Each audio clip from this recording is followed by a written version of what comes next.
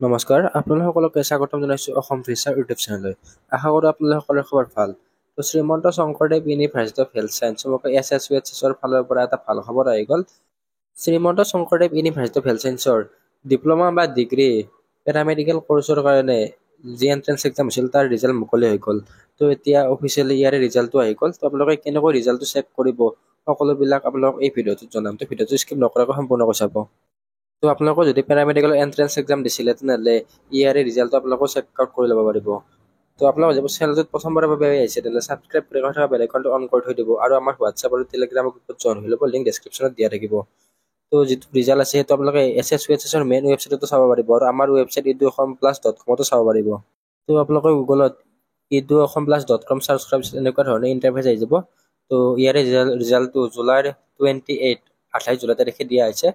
তো এই পোষ্টত অহাৰ পিছত এনেকুৱা ধৰণৰ ইণ্টাৰফেচ দেখিবলৈ পাব। তো আপোনালোকে চাব পাৰিব। তো এণ্ট্ৰেন্স এক্সামটো কেতিয়া আছিলে 6 জুলাই তাৰিখে। তো ৰিজাল্টটো আহি গ'ল। তো সকলোবিলাক দিয়ে আছে কেনেকৈ ৰিজাল্ট চাব কি। তো তলৰ ফালে স্ক্ৰল ডাউন কৰাৰ পিছত ইয়াতে ৰিজাল্ট অপশ্যন এটা আছে। তো ৰিজাল্টবিলাক আপোনালোকে দেখিবলৈ পাইছে। ইয়াতে লগইন অপশ্যন এটা আছে। তো তাত ক্লিক কৰিব লাগিব। তো বা আপোনালোকে ডাইৰেক্টলি অফিচিয়েল ৱেবছাইট ভিজিট কৰিও আপোনালোকে চাব পাৰিব। তো আমাৰ ৱেবছাইটত ডাইৰেক্টলি চাব পাৰিব। তো ৰিজাল্ট অপশ্যন লগইন অপশ্যনত ক্লিক কৰি দিব। তো আপোনালোকে লগইন অপশ্যনত ক্লিক কৰাৰ পিছত ডাইৰেক্টলি এইটো পেজলৈ ৰিডাইৰেক্ট হ'ব। তো আপোনালোকে এইটো পেজত চাব পাৰিছে entrance exam 2025 BSc medical technology and diploma in paramedical course. তো ইয়াতে আপোনালোকৰ ইউজাৰ নেম বা এপ্লিকেশ্যন নম্বৰ। তো আপোনালোকৰ এডমিট কাৰ্ডখন ওলাই ল'ব। এডমিট কাৰ্ডত আপোনালোকৰ এপ্লিকেশ্যন নং বুলি থাকিব। তো ইয়াতে ৰোল নং হয় এপ্লিকেশ্যন নংটোৱে দিব আৰু পাছৱাৰ্ডটো আপোনালোকৰ য'ত অনলাইন কৰিছিল তো তেওঁলোকে দি দিছে বা আপোনালোকে নিজে অনলাইন কৰিছিল যদি দি দিছে। পাছৱাৰ্ড যদি পাহৰি গৈছে তেনেহ'লে ফৰগট পাছৱাৰ্ড ইয়াত আপোনালোকে দেখিবলৈ পাইছে ফৰগট পাছৱাৰ্ডত ক্লিক কৰিব। পাছৱাৰ্ডটো পাহৰি গ'লে ফৰগট পাছৱাৰ্ডত ক্লিক কৰিব।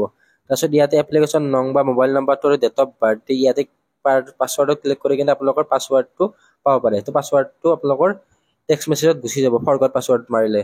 তো আপোনালোকে ইয়াতে লগইন অপশ্যনত আৰু আপোনালোকে ডাইৰেক্টলি অফিচিয়েল ৱেবছাইটৰ পৰা আহিলে এনেকুৱা ধৰণে থাকিব। তো ইয়াতে আপোনালোকে এণ্ট্ৰেন্স এক্সামত ক্লিক কৰিব লাগিব। এণ্ট্ৰেন্স এক্সামত ক্লিক কৰাৰ পিছত আপোনালোকে ইয়াতে থাৰ্ড অপশ্যন। তো ইয়াতে এপ্লিকেশ্যন ফৰ্ম এণ্ড লগইন অপশ্যনত ক্লিক কৰিব লাগিব। তাৰপিছত ইয়াতে লগইন অপশ্যনত ক্লিক কৰিব লাগিব। তাৰপিছত লগইন কৰিব লাগিব। তো আমাৰ ৱেবছাইটত ইজিলি আপোনালোকে আহিব পাৰিব।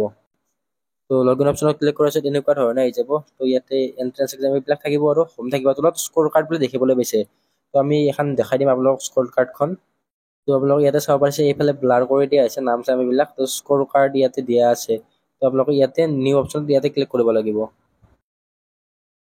তো ইয়াতে সকলোবিলাক থাকিব। তো আপোনালোকে ইয়াতে চাব পাৰে। ইয়াতে ওপৰৰ ফালে থাকিব এণ্ট্ৰেন্স এক্সামিনেশ্যনটো প্ৰাইভেট আৰু চৰকাৰী দুয়োটাৰ কাৰণে আপোনালোকে এণ্ট্ৰেন্স এক্সাম দিব লাগিব। তো score card medical technology paramedical course degree diploma দুয়োটাৰ কাৰণে ছেম ৰেংক এনেকৈ ছেমে দিছে কাৰণ ছেম কেণ্ডিডেট সেনেকুৱা। তো তলৰ ফালে আপোনালোকে স্ক্ৰল ডাউন কৰি ৰেংকটো চাব। তো আপোনালোকে তলৰ ফালে এনেকৈ চালে আপোনালোকে ইয়াতে টোটেল আউট অফ 100 তো ইয়াত কিমান মাৰ্ক পাইছে আহি যাব আৰু ৰেংক কিমান পাইছে ইয়াতে আহি যাব। তো মাৰ্কটো আৰু ৰেংকটো ইয়াতে আহি যাব। তো ইয়াতে প্ৰায় 8,000 মান ষ্টুডেণ্টে এণ্ট্ৰেন্স এক্সামটো দিছিলে। তো ইয়াতে আপোনালোকে চাব পাৰিব। তো আপোনালোকৰ নেক্সট ইয়াৰে পিছত কি হ'ব ইয়াৰে পিছত আপোনালোকৰ কাউন্সিলিং হ'ব। কাউন্সিলিঙৰ নটিচ দিব DME website director of medical education. তো কাউন্সিলিঙৰ এইবিলাক নটিচ আমাৰ চেনেলত দি দিম। আপোনালোকে আমাৰ চেনেলত কানেক্ট থাকিব। তো এতিয়া ৰিজাল্ট দিয়াৰ পিছত আপোনালোকে একো ধৰণৰ অনলাইন এপ্লাই কৰাৰ প্ৰয়োজন নাই। তো DME ডাইৰেক্টৰ অফ মেডিকেল এডুকেশ্যনৰ ৱেবছাইটটো ভিজিট কৰি থাকিব। তাত কাউন্সিলিঙৰ নটিচ আহি যাব।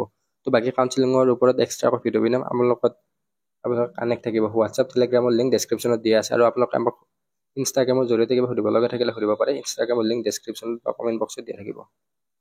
ধন্যবাদ।